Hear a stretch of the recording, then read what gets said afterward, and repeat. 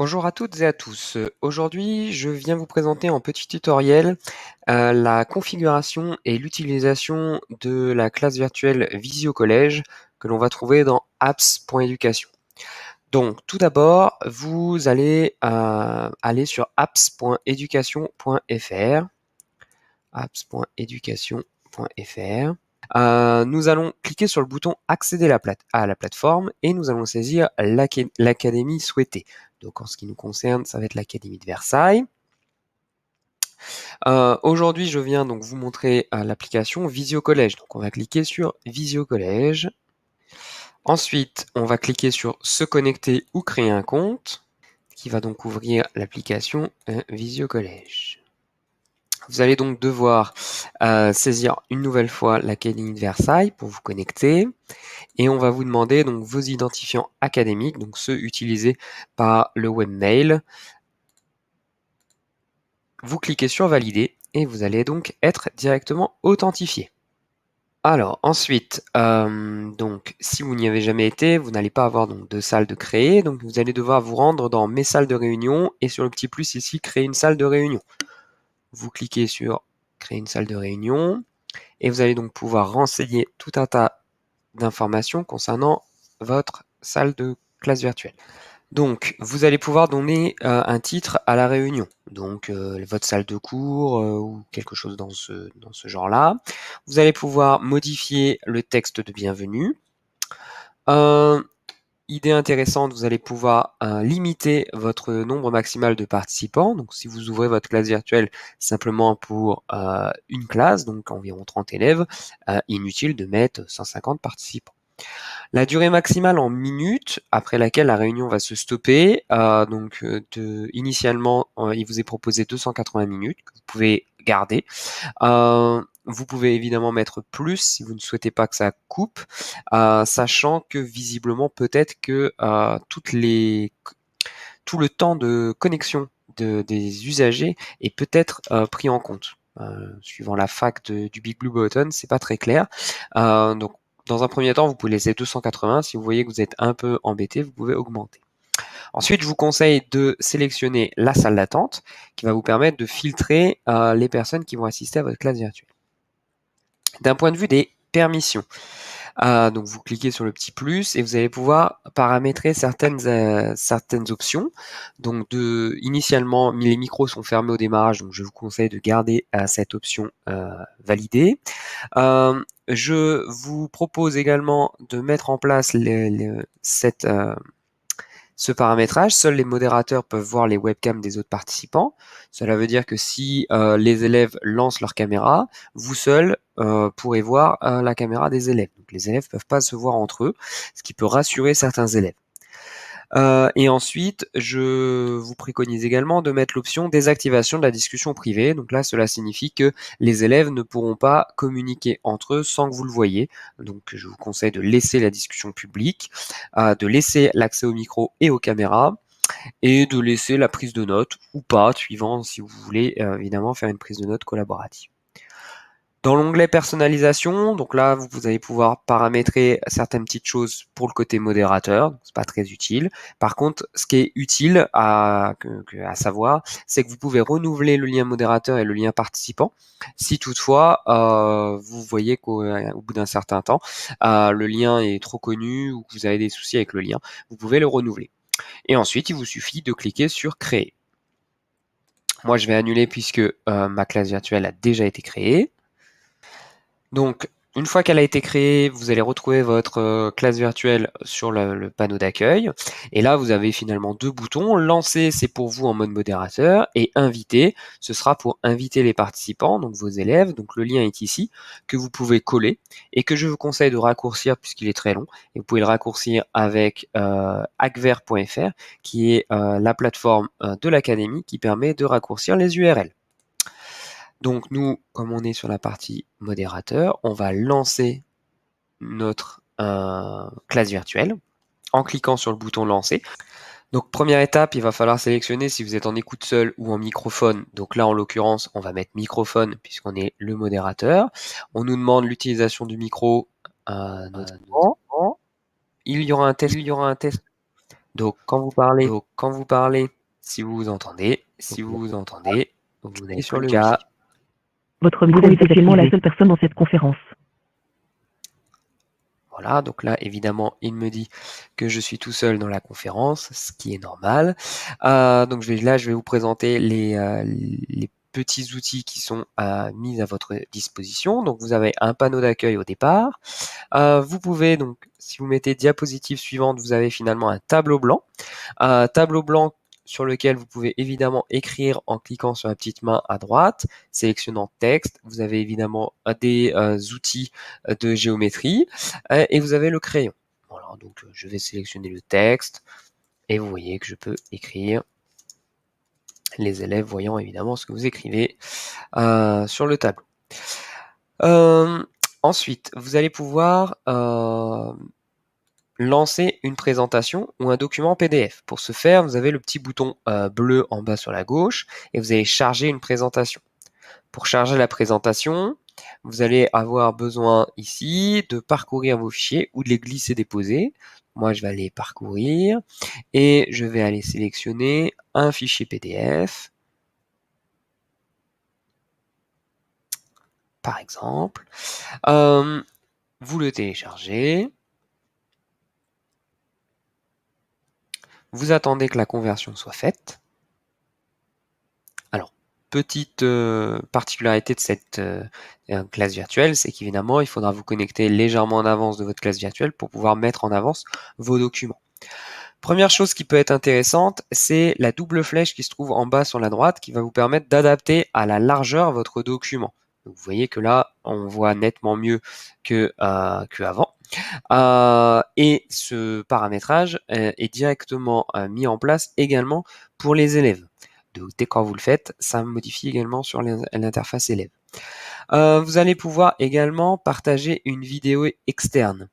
Donc, pour partager une vidéo externe, toujours pareil, le petit plus bleu en bas à gauche, vous mettez partager une vidéo et on va vous demander de saisir une URL de vidéo, notamment donc YouTube ou autre. L'avantage de ceci, c'est que donc les élèves vont pouvoir voir la vidéo, mais comme du coup elle est sur YouTube, en termes de bande passante, normalement il ne devrait pas y avoir de souci.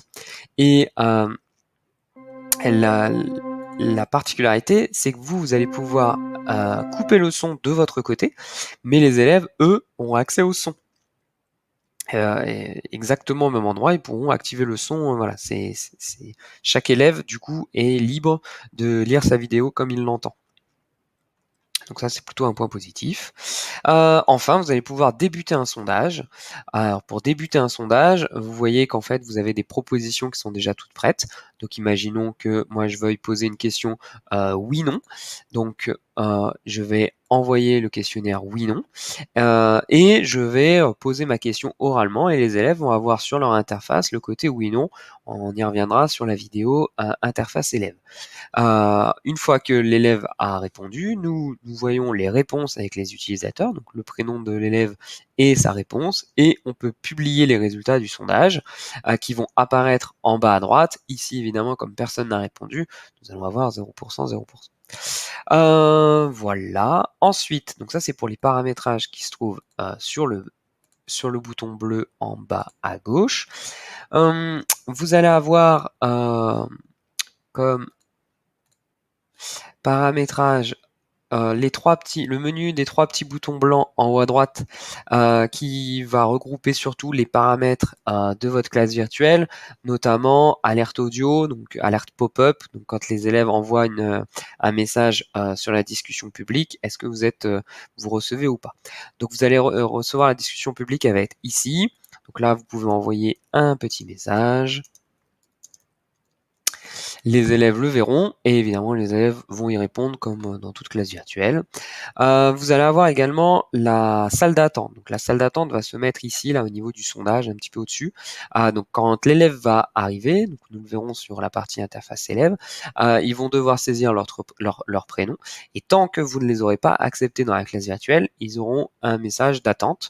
Donc pour les accepter, il faudra cliquer sur cette salle d'attente, vous verrez le nom. Et là, vous pouvez individuellement les accepter ou les refuser pour la classe virtuelle, ou vous pouvez par bloc les accepter ou les refuser. Enfin, il va rester ici dans la gestion des utilisateurs la petite roue dentée, où là vous allez avoir comme paramétrage intéressant, vous allez avoir verrouillé les spectateurs qui va vous permettre de modifier à la marge les paramétrages que vous aviez paramétrés pour votre classe virtuelle, par exemple. Et vous allez pouvoir également supprimer, effacer toutes les icônes de statut, parce que des fois les élèves lèvent la main et oublient de baisser la main. Donc quand vous êtes un peu dépassé par le nombre d'élèves qui lèvent la main ou qui baissent la main, ça peut être intéressant d'effacer toutes les icônes de statut. Voilà. Ensuite, donc les statuts, hein, on l'a sur son prénom. Définir le statut. Voilà, par exemple, je lève la main. Voilà. Et donc, les élèves font de même. Hein, et évidemment, quand il y en a un peu trop, effacer toutes les icônes de statut.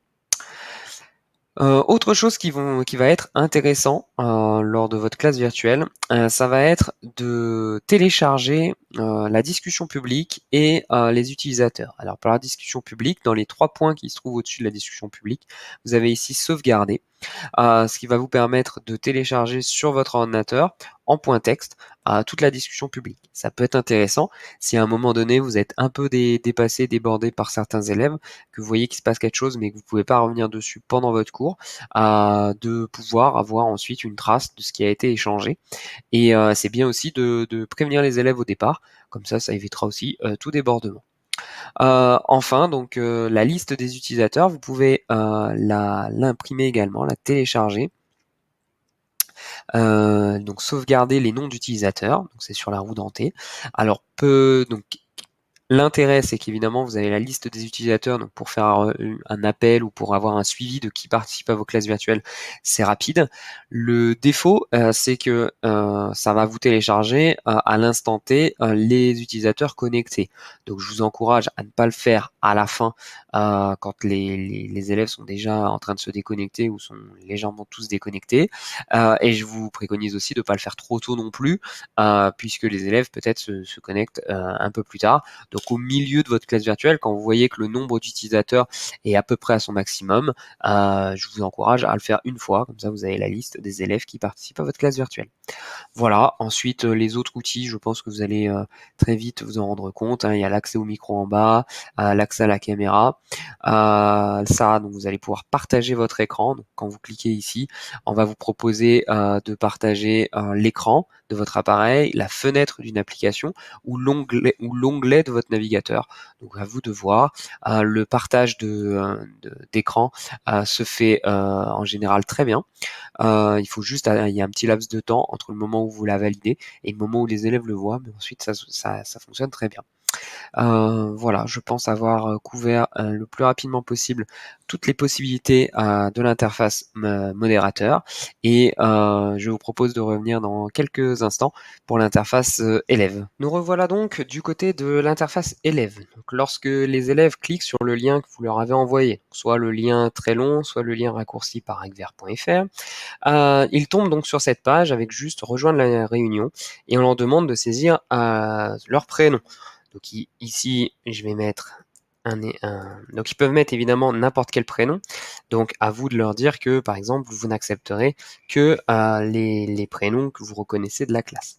Ensuite, ils cliquent sur rejoindre et comme vous allez pouvoir le constater, ils ne vont pas tout de suite tomber sur votre classe virtuelle, puisque là, en fait, ils sont dans la salle d'attente. Et donc, c'est ce que je vous disais tout à l'heure. Sur l'interface modérateur, vous avez au-dessus de la partie sondage, une partie gestion des utilisateurs qui apparaît avec un logo rouge, donc vous ne pouvez pas le manquer. Utilisateur en attente, vous cliquez et vous pouvez du coup accepter les élèves qui se connectent. Une fois accepté, l'élève va donc pouvoir faire le test de l'audio, renseigner s'il a accès à un microphone et valider le test d'écho. Donc pareil, il va devoir dire OK, s'il s'entend, cette déco fonctionne. Votre micro est désactivé. Et ensuite, du coup, il rentre dans la classe virtuelle. Comme vous pouvez le voir, donc on a le tableau blanc au départ parce que l'enseignant en avait déjà fait les essais. On retrouve ce que l'enseignant avait écrit. Dans la discussion publique, on voit donc le message que j'ai envoyé tout à l'heure. Et donc sur la partie gauche, en termes d'utilisateurs, nous avons donc l'enseignant, le modérateur qui est matérialisé par le symbole carré, et présentateur, donc avec le symbole petit tableau dans la bulle bleue. Et au-dessus, donc il y a votre nom, le prénom de l'élève, qui lui est dans un cercle puisque c'est un élève. Il a accès au centre à la possibilité d'autoriser ou non son micro et sa caméra. Donc je rappelle, moi j'ai validé le paramétrage de la caméra, c'est-à-dire que si l'élève actionne sa caméra, seul le modérateur et lui-même pourront voir la caméra. Ensuite, nous avons accès aux notes partagées et comme je vous l'ai dit tout à l'heure, donc il va falloir également que l'élève puisse définir son statut. Donc pour ce faire, il va falloir qu'il clique sur son nom et il va pouvoir donc définir le statut, donc soit lever la main, après il y a tout un tas de smileys et par exemple être favorable avec le pouce vers le haut ou défavorable, ce qui peut être très rapide pour répondre à une question.